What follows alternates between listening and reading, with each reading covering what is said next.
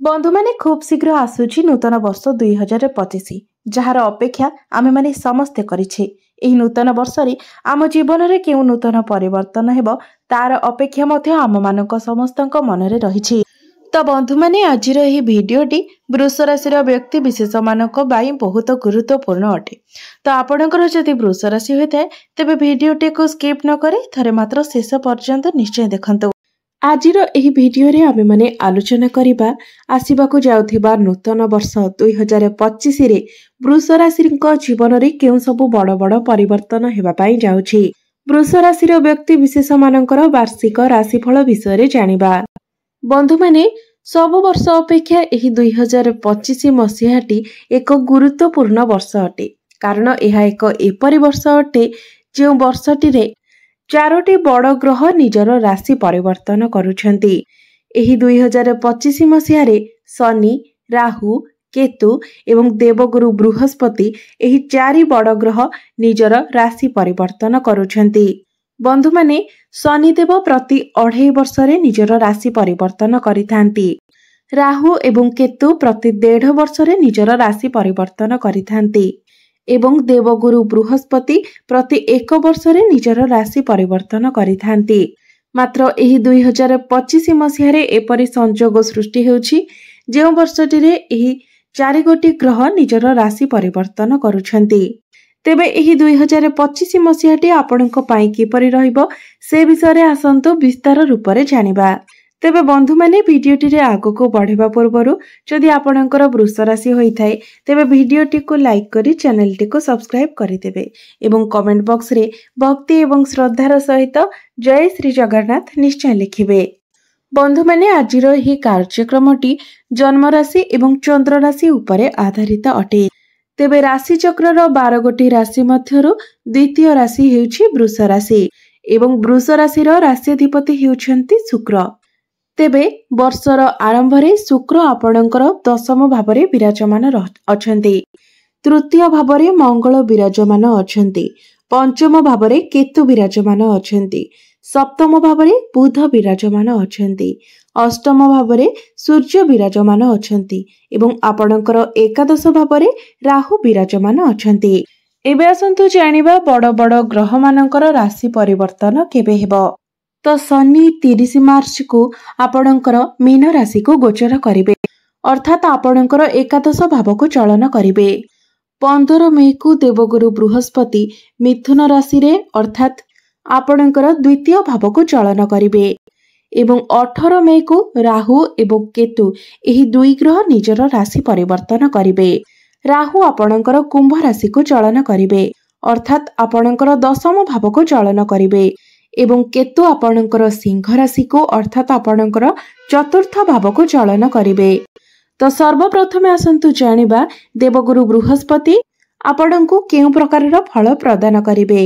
बंधु माने 15 मई पर्यंत देवगुरु बृहस्पति आपणकर प्रथम भावरे रहिबे। तो गुरु आपणकर प्रथम भावरे रहिकी आपणकर पंचम भाव, सप्तम भाव एवं नवम भाव को देखुछंती। तो आपणकर जदि विवाह होई नाही तेबे 15 मई पूर्वरु आपणक घर को भल भल विवाह प्रस्ताव आसी पारे। आपणक घरे आपणकर विवाह को नै आलोचना होई पारे, कारण गुरुंकर सप्तम दृष्टि आपणकर सप्तम भाव ऊपर को ही रहुअछि, जहा फଳରେ आपणकर विवाह स्थिर मध्य होई पारे। गुरु एठारे रही आपणकर ज्ञान रे वृद्धि कराइबे, आपणकर मैच्योरिटी लेवल को मध्य बढ़ाउछंती। गुरु एठारे रही आपणको ज्ञान प्रदान कले, आपणकर शिक्षा को मजबूत बनाइले, आपणकर कम्युनिकेशन स्किल को मध्य बेटर बनाइले। तो प्रथम कथा हेउछि गुरुंकर आपणकर प्रथम भावरे अवस्थिति आपणकर विवाह स्थिर कराइबो एवं जो व्यक्ति मानकर संतान नथिला एवं से माने संतानर कामना करुथिले तो 15 मई पूर्वरु आपण संतान संतति को नेकी किछि प्लानिंग करि परिबे।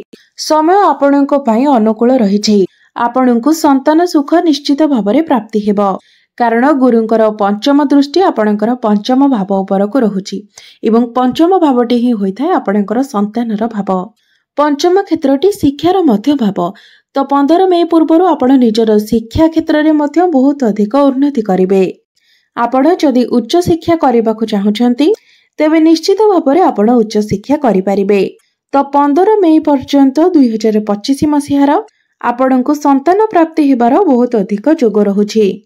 विवाहर मध्य फाइनाल होई पारे एवं शिक्षा क्षेत्र रे मध्य आपण बहुत अधिक उन्नति करि पारंती। आपणकर भाग्य रे मध्य उन्नति आसीबो। मात्र 15 मई परे गुरु जेतेबेले आपणकर द्वितीय भाव को चलन करिवे तो द्वितीय भावटे आपणकर धन कुटुंब एवं वाणीर भाव होइथाए। तो जेतेबेले देवगुरु बृहस्पति आपणकर द्वितीय भाव को चलन करिवे सेतेबेले आपणकर बैंक बैलेंस बढ़िबो, आपणकर सेविंग्स बढ़िबो। एही समय रे आपण धन एकत्रित करि पारिबे। मात्र 15 मई परे आपण किछि लोन मध्य नै पारंती। गाड़ी को नेकी हेउ किंबा होम लोन हेउ किछि ना किछि लोन आपण निश्चित भाबरे नै पारंती। गुरु आपणकर अष्टम एवं एकादश भावर अधिपति होई आपणकर द्वितीय भाव को चलन करिवे। तो एठारे आपणको गोटे कथार विशेष ध्यान रखिबार अछि जे आपण काहा सहित बे आर्गुमेंट करंतु नहीं। जिते पारिबे आपण आर्गुमेंट ठारो दूरे रहबा पई चेष्टा करंतु। तो एही समय आपण कोनोसी फैमिली प्लानिंग करि पारंती। आपणकर परिवार को नूतन अतिथि आसी पारंती एवं गुरु आपणकर द्वितीय भावरे रही आपणकर दशम भाव को देखिबे, अष्टम भाव को देखिबे एवं आपणकर षष्ठ भाव को मध्य देखिबे। तो दशम भावटी होइथाय क्यारियर भाव एवं दशम भावरे गुरुंकर दृष्टि रहिबा अर्थ आपण क्यारियर रे बहुत अधिक उन्नति करिवे। क्यारियर रे आपण बहुत उच्च स्थिति को जाई पारंती। कार्य क्षेत्र रे आपणकर मैच्योरिटी बढ़िबो। एहा व्यतीत क्यारियर रे आपणकर एक बड़ परिवर्तन मध्य देखा देई पारे। आपणकर कार्य क्षेत्र रे प्रमोशन जोग मध्य रहुछि। 15 मई परे आपण निजर कार्य क्षेत्र रे बहुत अधिक उन्नति करिवे। जो मानक निकट रे कोनोसी चाकरी नाही सेमानंकु नूतन चाकरी मध्य प्राप्ति होई पारे। कोनोसी एमएमसी कंपनी रो आपणको जॉब ऑफर आसी पारे। मात्र आपणको पई किछि अशुभ फल मध्य रही अछि। गुरु आपणकर षष्ठ एवं अष्टम भाव को मध्य देखुछंती। जेतेबेले कि षष्ठ एवं अष्टम भाव को कुंडली रे अशुभ बोली माना जायथाए। तेबे एहार अर्थ हेउछि जे 15 मई परे आपणकर शत्रु वृद्धि होई पारे। सेतेबेले आपण निजर खाद्यपेय उपरे मध्य नियंत्रण रक्षा करिबा उचित। कारण आपणकर पेट जनित समस्या देखा देई पारे। गैस एसिडिटी भली समस्या देखा देई पारे। लिवर एवं डाइजेशन ने प्रॉब्लम देखा देई पारे। सेतिपई आपण जेते पारिबे बाहर खाद्य को अवॉइड करंतु। एबे आसंतु जानिबा शनिकर गोचर आपणक उपरे किपरि प्रभाव पकाइबो। शनिकर राशि परिवर्तन आपणक जीवन रे केउ सब परिवर्तन आनिबो। तेबे शनि आपणक पई जोगकारक ग्रह अटंती। शनिदेव आपणकर भाग्य भावर अधिपति अटंती, अर्थात आपणकर नवम स्थानर अधिपति अटंती। एहा व्यतीत दशम भावर अधिपति मध्य शनि ही अटंती एवं 30 मार्च पर्यंत शनि आपणकर दशम भावरे अर्थात आपणकर क्यारियर भावरे विराजमान रहिबे एवं 30 मार्च को शनि आपणकर एकादश भाव को चलन करिवे एवं संपूर्ण वर्षटी शनि आपणकर एकादश भावरे ही रहिबे। तेबे एकादश भावटी आमर इच्छार भाव होइथाए, इच्छा पूर्तिर भाव होइथाए, लाभर भाव होइथाए एवं आमर इनकम रो मध्य भाव होइथाए। तो नवम एवं दशम भावर स्वामींकर कनेक्शन एकादश भाव सह बनिबो। तो शनिदेव आपणकर एकादश भाव को 30 वर्ष परे आसुछंती। तो एही वर्षटी रे आपण नुआ नुआ जिनिस किछि किनि पारंती। कारण शनिदेव जेउ स्थान रे विराजमान रहिथांती सेही स्थानर वृद्धि करिथांती। अर्थात 30 मार्च परे आपण कोनोसी घर किनि पारंती, कोनोसी फ्लैट किनि पारंती किंबा कोनोसी जानवाहन मध्य किनि पारंती, गृह निर्माण मध्य करि पारंती, एपरिकी कोनोसी इलेक्ट्रोनिक्स जिनिस मध्य किणाकिणी करि पारंती। एही समय रे आपणक निकटकु चारि दिगरु धन आसीबो। धन आसीबार समस्त मार्ग आपणक पई खोली जिवो। चारि दिगरु आपणक लाभ ही लाभ प्राप्ति हेबो एवं जेउ व्यक्ति विशेष मानकर कंस्ट्रक्शन रो काम रहिछि, मैन्युफैक्चरिंग रो काम रहिछि, कोनोसी इंडस्ट्रियल रो काम रहिछि किंबा आपणकर कोनोसी फैक्ट्री अछि तो शनि आपणकर एकादश भावरे रही एही सब क्षेत्र रे निश्चित भावरे आपणको लाभ प्रदान करिवे। कारण शनिदेव आपणकर एकादश भावरे रहिछन्ती। एकादश भावटी इच्छा पूर्तिर भाव होइथाए। तो एही वर्ष आपणकर इच्छा पूर्ण हबो। आकस्मिक धन लाभर मध्य जोग बनुछि। ଏହି ସମୟରେ ଆପଣ ଆପଣଙ୍କର ଇନକମ୍ को बढ़ाइबा पई आपणकर फाइनेंशियल कंडीशन को स्ट्रांग बनाइबा पई आपण बहुत चेष्टा करिवे एवं सही चेष्टा रे आपण सफल मध्य हेबे। बंधु माने गुरु आपणकर धन स्थान रे एवं शनि आपणकर लाभ स्थान रे तो धन लाभर संपूर्ण संभावना बनुअछि। तो 30 मार्च पर समय आपणक पई बहुत भल रहिबो। 30 मार्च पर आपण कोनोसी बड़ इन्वेस्टमेंट करि पारंती, कोनोसी बड़ कार्यर आरंभ करि पारंती, कोनोसी जिनिस क्रय करि पारंती जेहेतु शनिदेव आपणक पई जोगकारक ग्रह अटंती। तो 30 मार्च पर प्रत्येक क्षेत्र में आपनको सफलता ही मिलिबो। एबे आसंतु जानिबा राहु एवं केतु आपनको केउ भली फल प्रदान करिवे। तो बंधु माने 18 मे पर्यंत राहु आपणकर एकादश भावरे अछंती, केतु आपणकर पंचम भावरे अछंती। मात्र 18 मे को राहु आपणकर दशम भाव को चलन करिवे एवं केतु आपणकर चतुर्थ भाव को चलन करिवे। तो 18 मे पर आहुरी अधिक चमत्कार हेबो। राहुंकर राशि परिवर्तन आपणकर क्यारियर भाव को हेबो। संपूर्ण 18 वर्ष पर राहु आपणकर दशम भाव को चलन करुछंती। तो क्यारियर क्षेत्र में राहुंकर अवस्थिति आपनको चालाक एवं चतुर बनाइबो एवं आपण बहुत अधिक स्मार्ट वर्क करिवे। हार्ड वर्क छाड़ी आपण स्मार्ट वर्क करबा को पसंद करिवे, जहा फल रे क्यारियर रे आपण बहुत अधिक लाभ मध्य पाई परिबे। परिश्रम कम एवं लाभ आपण अधिक पाइबे। राहु हेउछंती आकस्मिकर ग्रह। राहु आपणको आकस्मिक लाभ प्रदान कराइथांती। तो राहु जेतेबेले आपणकर क्यारियर भाव को आसीबे तो सेतेबेले आपणकर क्यारियर रे किछि ना किछि परिवर्तन निश्चित भावरे आसीबो। होय तो आपणकर ट्रांसफर होई पारे किंबा आपणको उच्च पद पदवी प्राप्ति होई पारे।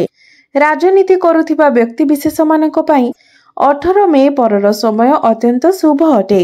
आपण देखिबे जे जदि आपणको पाखरे कोनोसी चाकरी बाकरी नाही तो 18 मे पर केमिति केवाडो गोटे आपणको पई चाकरी रो मध्य ऑफर आसीबो। एपरि हठात करे आपणको जीवन को खुशी आसीबो। आपणकर क्यारियर रे आपण अकस्मात उन्नति करिवे जहा आपण स्वप्न रे सुधा भाबी नथिबे। मात्र शनि जेतेबेले आपणकर एकादश भाव को चलन करिवे तो सेतेबेले आपणकर प्रथम भाव को देखिबे। आपणकर चंद्रमांको ऊपर शनिकर दृष्टि रहिबो जहा फल रे आपणको मध्यरे टिके आलस्य देखा देई पारे। आपण ओभर थिंकिंग करि पारंती एवं अधिक भाबिबा जोगु अधिक चिंता करिबा जोगु आपणकर मुंड बिंधा भली मध्य समस्या देखा देई पारे। शनि एठारे रही आपणकर पंचम भाव को मध्य देखिबे। तो एही समय आपण आपणकर प्रेम जीवन को नेई बहुत अधिक भाबिबा जोगु बहुत अधिक चिंता करिबा जोगु माइग्रेन भली किछिटा समस्या मध्य देखा देई पारे। सेथिपाई आपण ओभर थिंकिंग ठारो दूरेई रहंतु। कोनोसी कथा को नेकी बहुत अधिक चिंता करंतु नाही। 30 मार्च पर आपणकर प्रेम जीवन रे खुशी फेरी आसीबो। पूर्वर आपणकर प्रेम जीवन रे जहाँ भी किछि समस्या थिला से सब समस्यार समाधान होई जिवो। शनिकर दृष्टि आपणकर अष्टम भाव उपर को मध्य रहुछि अर्थात एही समय आपण कोनोसी गुप्त ज्ञानर अध्ययन करि पारंती। रिसर्च लाइन ने थिबा व्यक्ति मानक पई एही समयटी अत्यंत शुभमय अटे। एही समय आपणकर मन गुप्त अध्ययन आडकु जाय पारे। गुप्त अध्ययन हेउछि जाकि ज्योतिष शास्त्र, रिसर्च लाइन, तंत्र विद्या एसबू को गुप्त अध्ययन कहा जाय थाए, गभीर अध्ययन कहा जाय थाए। तो आपणकर मन एही सब आडकु जाय पारे। तो 2025 मसीह रे आपण नुआ नुआ जिनिस सब शिखि पारंती। एहा परे केतु आपणकर चतुर्थ भाव को चलन करिवे। चतुर्थ भावटी आपणकर समस्त सुखर भाव होइथाए, मांकर भाव होइथाए। तो आपण निज मांकर स्वास्थ्य उपरे ध्यान रखिबा उचित। मांकर जॉइंट पेन एवं पादरे किछि समस्या देखा देई पारे, सेतिपाई आपण टिके ध्यान रखंतु। एहा व्यतीत प्रत्येक क्षेत्र रे आपणको सफलता प्राप्ति हेबो। तो बंधु माने एबे आसंतु जानिबा किछि उपाय विषय किछि प्रतिकार विषय जो प्रतिकार गुडिक करिबा द्वारा एही मासरे जहाँ भी किछि अशुभत्व रहुछि से सबुर खंडन होई पारिबो। तेबे प्रत्येक दिन आपण शुक्रंकर बीज मंत्र 108 थर जप करंतु। प्रत्येक दिन आपण मां लक्ष्मीकर आराधना करंतु एवं प्रत्येक दिन आपण शनि चालीसा मध्य पाठ करंतु। आपणकर भाग्योदय हेबा सहित प्रत्येक क्षेत्र रे आपण उन्नति मध्य करिवे। तेबे बंधु माने 2025 मसीहाटी आपणको पई अत्यंत शुभमय एवं मंगलमय रहू, एहा ही ईश्वरଙ୍କ निकटरे मोर प्रार्थना। धन्यवाद।